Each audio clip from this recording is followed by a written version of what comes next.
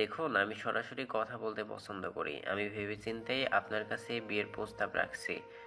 আমি miss পাতাবাহারকে Mrs পাতাবাহার বানাতে চাই। আপনি বলবেন এমনটা হলে লোকের কথা বলার সুযোগ পেয়ে যাবে। হ্যাঁ, পাবে। কিন্তু লোকের এমনটা না হলেও কথা বলা বাদ দেবে না। আর হ্যাঁ, অরুণ সরকারের স্ত্রীর ব্যাপারে কথা বলতে লোকের 100 বার ভাববে। পাতার চক্ষুদ্বয় কোটর থেকে বেরিয়ে আসার উপক্রম। এই লোকের মাথা টাথা গেছে নাকি? আতিকুর ইসলাম সহ বাকি সকলেরও সেম অবস্থা। মেয়র সাহেব অবাক হন, তবে পরিস্থিতি বিবেচনা করে অরুণের গার্ডিয়ান হিসেবে আতিকুর ইসলামের হাত ধরে এক প্রকার অনুরোধের সুরেই বলে, দেখুন ভাই, আমার ছেলের রাখে একটা, আপনারা চেনেনই নিশ্চয়।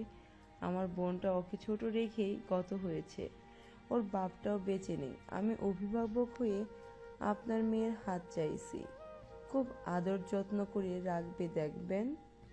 ভালোবাসার কাঙালও ভালোবাসতে জানে খুব করে ভাই। আতিকুর ইসলাম বিপাকে পড়ে যান। কি বলবেন? একজন সম্মানীয় মেয়র হাত ধরে অনুরোধ করছে। এক ছেলের বাবার সাথে কি করে অবিবাহিত মেয়ের বিয়ে দিবেন? তার সাথে বয়সের পার্থক্য তো অনেক, প্রায় এক যুগের মতো। সে পাতার দিকে চায়। পাতা বেশ অস্বস্তিতে পড়ে। এবার বাবা কি রাজি হবে? সে বোনের দিকে চায়। লতা বোনের চাহনি দেখে আর চুপ থাকে না, এগিয়ে এসে বলে, আঙ্কেল, আমার কথা কিছু মনে করবেন না। অরুণ ভাইয়াকে আমি চিনি, তিনি নিঃসন্দেহে একজন ভালো মানুষ, একজন সুপাত্র। আমার বোনটা নরম মনের, বাবা রাজি হলেও তার উপর কথা বলবে না। তবে আমি রাজি না। সরি, বাট অরুণ ভাইয়ার একজন ডিভোর্সি, সাথে একটা ছেলের বাবা। তাছাড়া বোনের থেকে বয়সও অনেক বড়। আমার বোনটা ছোট থেকে অনেক সহ্য করেছে, ছোট জীবনে শুধু মানিয়েই গেছে। আমি চাই না ভবিষ্যতে এমনটা হোক। আপনারা আজ করে অনেক করেছেন আমাদের জন্য, তার জন্য আন্তরিক ধন্যবাদ। স্বাধীন চৌধুরী ভাগ্নের পানে চায়। গম্ভীর মুখশ্রীতে আতিকুর ইসলামের পানে চেয়ে সেও চায়। আতিকুর ইসলামের হাত এখনো তার মুঠোয়। অরুণ পকেটে হাত গুজে গম্ভীর মুখে এক নজর পাতার দিকে চায়, যে মাথা নিচু করে দাঁড়িয়ে। সে কাঁধ উঁচিয়ে বলে, আমি প্রস্তাব রেখেছি, এখন বাকিটা আপনাদের ব্যাপার। মামা চলো। স্বাধীন চৌধুরী মাথা নাড়ে। মজুমদার সহ বাকি গ্রামবাসীর মধ্যে বিরাট কৌতূহল। জনসাধারণের মাঝে তো ঘুসুর ফুসুর চলছে, এত ভালো প্রস্তাব কেন নাকচ করলো? হ্যান ত্যান। রাসেল এখনো শকে আছে। ডিভোর্সের পর যে বন্ধু পুনরায় বিয়ের কথা উঠলে চেতে উঠত, আজ হঠাৎ কি হলো? এই হাঁটুর বয়সী মেয়েকে বিয়ের প্রস্তাব দিল, আবার রিজেক্টও হলো। আহ, তার বন্ধুর জন্য বেজায় কষ্ট হচ্ছে। লাবণী আক্তার এগিয়ে এসে স্বামীর কাছে নিচু গলায় ফিসফিসিয়ে বলে, ভেবে দেখ একবার, প্রস্তাবটা মন্দ নয়। এমনিতেই এই ঘটনার পরে মনে হয় না পাতার জন্য ভালো প্রস্তাব আসবে। খুবই দীর্ঘ গলায় বলছে লাবণী আক্তার, যেন শুধু আতিকুর ইসলামের কানেই যায়। তবে আতিকুর ইসলামের পাশে নিচু হয়ে দাঁড়িয়ে থাকা পাতা সোজা হয়। কথাটা তার কানেও পৌঁছেছে। তার বুকটা যেন চৌচির হয়ে গেছে। সে আতিকুর রহমানের উত্তরের আশায়। আতিকুর ইসলাম গম্ভীর মুখে স্ত্রীর কথায় জবাব দিল, ওর ওয়াইফ, ওর ডিসিশন। আমার দায়িত্ব পালনে কখনো পিছু পা হব না। পাতা শ্রবণ ইন্দ্রিয়ে দায়িত্ব কথাটা ঘুরপাক খায়। তার চোখ ভরে ওঠে। সে পলক ঝাপটিয়ে লুকানোর চেষ্টায়। পিছনে ফিরে লোকের ভিড়ে অরুণ সরকারকে খোঁজে। সবাই রাস্তার দিকে অগ্রসর হচ্ছে। লম্বা চওড়া অরুণ সরকারকে সকলের ভিড়ে খুঁজে পেতে কষ্ট হয় না। সে আশেপাশে চায়। সবাই যাওয়ার প্রস্তুতি নিচ্ছে। কেউ কেউ চলেও গেছে। মজুমদার সহ কিছু মুরব্বী এখনো দাঁড়িয়ে। সেও বৈঠক থেকে বেরিয়ে গলা পরিষ্কার করে ডাক দেয়, মিস্টার অরুণ সরকার। তার ডাকে অনেকেই তার দিকে তাকিয়ে। আতিকুর ইসলাম, লাবণী, লতা, রাতুল, লুকমান পাতার পাশে এগিয়ে আসে চিন্তিত মুখে। তবে কাঙ্ক্ষিত ব্যক্তির কর্ণগহ্বরে পৌঁছায়নি সেই ডাক। সে তো মামা ও বন্ধুর সাথে পা মিলিয়ে রাস্তায় উঠে কথা বলছে টুকিটাকি বিষয়। পাতা তার ব্যাক সাইড দেখতে পায় শুধু। সে আবারও গলা উঁচিয়ে ডাক দেয়, মিস্টার অরুণ সরকার, এই নাকুচো ম্যানারলেস লোক। রাতুল স্বাধীন চৌধুরীকে এলাকার লোকের বিভিন্ন কার্যক্রমের কথা বলছিল সংক্ষেপে। অরুণ নীরব শ্রোতা।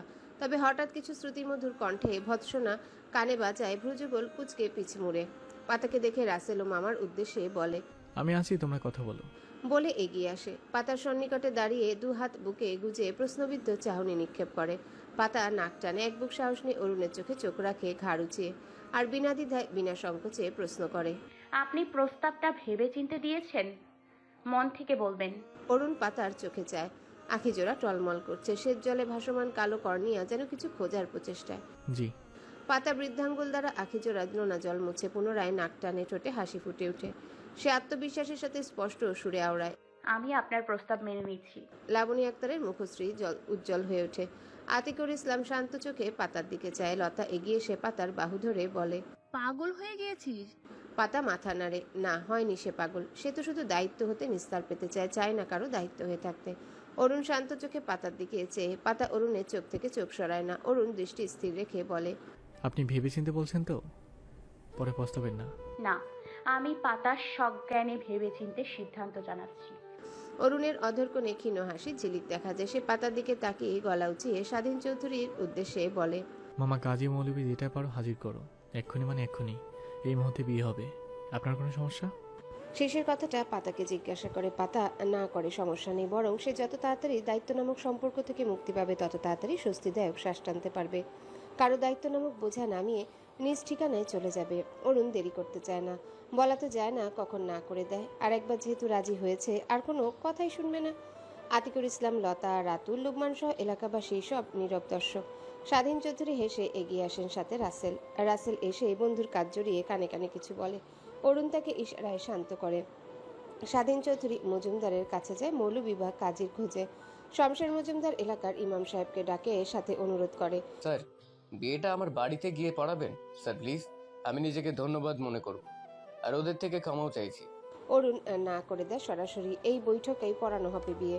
মৌলভী সাহেব বৈঠকে উপস্থিত ছিলেন, তাই দেরি হয় না। অজু সেরে এসে সব কার্যক্রম শুরু করে।